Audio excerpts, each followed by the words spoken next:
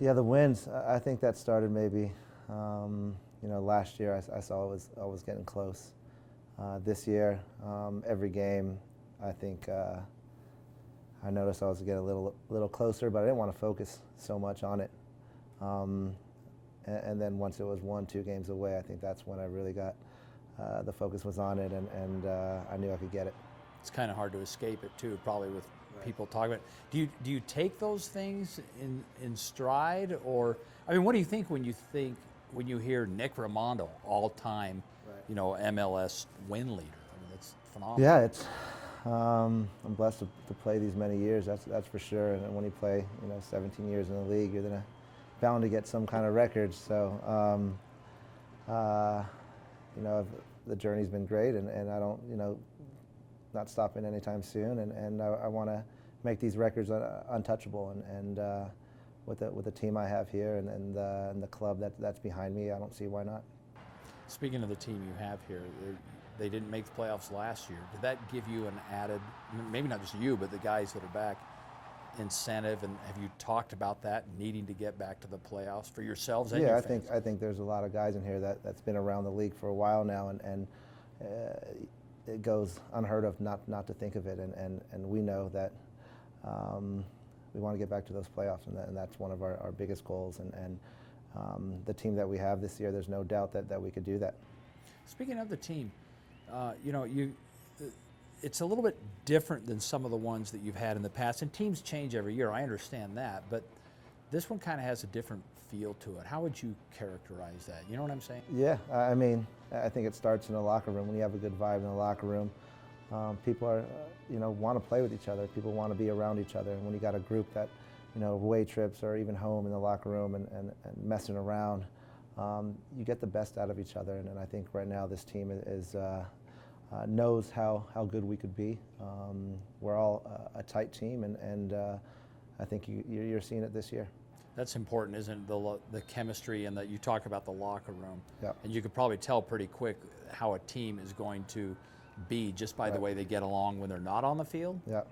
I think that's huge on team success, and granted we don't have, and Kyle will tell you this too, but we don't have just one captain. There's so many captains and veterans in that locker room that I think make this team to be one of the best in the league. And the locker room, it's not just one player or one coach telling us and leading us. It's multiple players and multiple coaches, and you really do have that family atmosphere inside that locker room.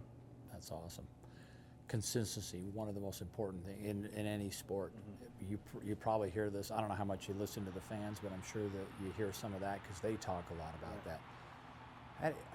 I guess if I were to ask you, how do you find that? You can't just bottle it up, or you could retire with the answer. But how do you achieve that, and how do you get to that point? Yeah, I think consistency comes with confidence.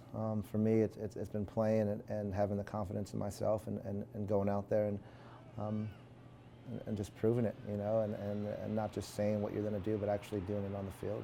And I've had my, mess ups and mistakes along the road, and I'm still going to continue to make them. But it's how you rebound and respond from those. And I think that's why I've been so consistent. I learn from my mistakes and just continue to play and believe in myself.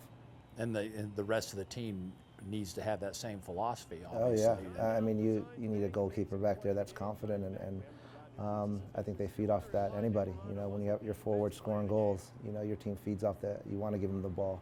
And for the defensive side, the goalkeeper, I think the players, that are in front of you, trust you, and they're okay with and knowing that you're going to make that save.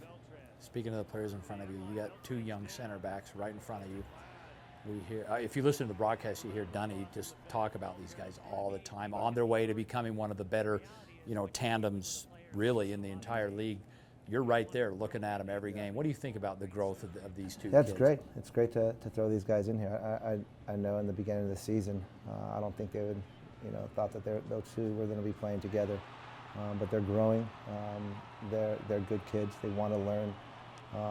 And we have, Olave, who's been one of the best in this league for a long time now. And so he's helped a lot with, talking to them and helping them with positioning, or the forwards he's been against, and now these young guys are going against. So it's been a good learning curve for these guys, and they're only going to get better. Okay, I don't want to age you, forgive me here, but if I'm not mistaken, I think you have been playing professional soccer almost as long as Glad's been alive. It's Yeah, pretty close. pretty close. Is he, Pretty close. Does he ever give you bad? But he's got to respect you. You're no, his elder. He knows better than that. Yeah. That's got to be interesting though. See, Yeah. he's Well, just a kid. Yeah, it's just, for me, I just go back to my first year. I was, the youngest one in the locker room at one time, and coming out of UCLA. Now these kids are coming out of high school, and it's great to see the growth of this league, where these kids are now becoming professional athletes at a young age, and they're good enough to. And Justin's one of those players that he's young. He respects his older veteran players in the locker room, and he's going to be a good one.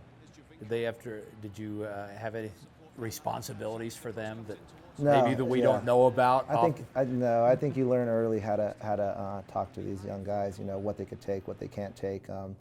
But again, they're playing in the professional leagues now, and they got to learn how to take some stick here and there, and it's just managing how much you have to give them to have them respond in the right way.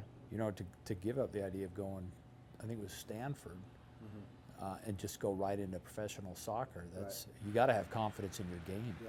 Yeah, and you got to love the sport and believe in yourself. And I think when you see Justin get out there and cross those lines on the field, he's confident. And again, he has a lot to go still. But I think he's going to be a good player. You played with Casar in Miami. He was your position coach. He's your head coach. Talk to me a little bit about the growth you've seen over this guy since 15 years? Yeah, something like that. Yeah. Yeah, as a player, he was a great player. I loved playing with him, and we always got along great. As a coach, you could see him, developing and going to be a great coach. I think he matured a lot more the last couple of years from being that assistant role, and now he's that guy that needs to lead us and tell us. And I could see, in the locker room, everybody's, every year trusting him more and more. And you could see it in the way he's coaching, his confidence out there, and the way he talks to us, his manners. But he's also still that good guy, that funny guy that wants a good laugh, and we're lucky to have him. That's good. Let me, if you don't mind, I want to read a couple of your accomplishments. MLS record for wins, clean sheets, 2 MLS Cups, Gold Cup, multiple All-Star games. What do you still have on your radar? I just want to play. This is my passion. And once I lose that passion or can't give my teammates 100% once I cross that line, then maybe it's time to hang them up. But my body feels good. I feel fresh. I want to win more titles, that's for sure. I want to bring another title to Utah, and as long as my body's out there and I can still give 100% and the passion's still there, I'm gonna keep striving to get these titles. You talk about wanting to play the business side of this whole thing, salary cap issues, things like that. What is your confidence level in where you could be playing next year, whether or not it's RSL, and those are business things you have to think about. Yeah, I think as you get older, there's a lot of options that come up, but right now my focus is Real Salt Lake and bringing this team a championship. When those topics get brought up, trades or staying here, or I'll think about them then. The good thing about it is those topics aren't coming up right now. Sorry to bring it up. Yeah, those aren't something that I'm focused on right now. I'm focused on this team and winning, and obviously, again, I want a championship, and I want to bring another one here to Utah. You're everyone knows this. You're a Laker guy. You're a UCLA guy. This is Ute and Jazz country. Do you ever take any heat from the fans? No, I think only when I go to the Lakers Jazz games, I get a little heat. I learned really early not to wear my jersey to the stadium. Laker jersey. Yeah, so I'll put it on my son and let him. Yeah, there wear you it. go. Oh, this kid. Yeah, no, but Utah's become home for me. I love it here. The fans have been great. I just, every time they say, when I go back to California, it's good to be there, and obviously you got the beaches there, my family there, but this is home. You know, the great thing about it, though, is at least in the case of the Utes, okay, you're a UCLA fan. Hey, they're in the Pac-12, so they're competing with them. Oh, yeah. That's a positive, Yeah. and you know, it's just great for the community, especially when UCLA makes the trip. Yeah, oh, I love it. Yeah, my kids will jump in the golf cart and go to the stadium and watch the football games, and when they go to the university to play the basketball games, we'll go. And when the Lakers are in town, we'll go. There you go. So. They're going through a little transition, by the way. Yeah, it'll be an interesting year. It will. Well, Nick, thanks for spending some time. Keep it going. You've had your record came. I believe there was a couple of wins in there, so you were in a nice streak. Now you got to figure out a way to keep it going. Get off these draws. Yeah, keep it going. You know, win your home games and you know, try to get the result on the road and get a little streak at the end and go slide into those playoffs.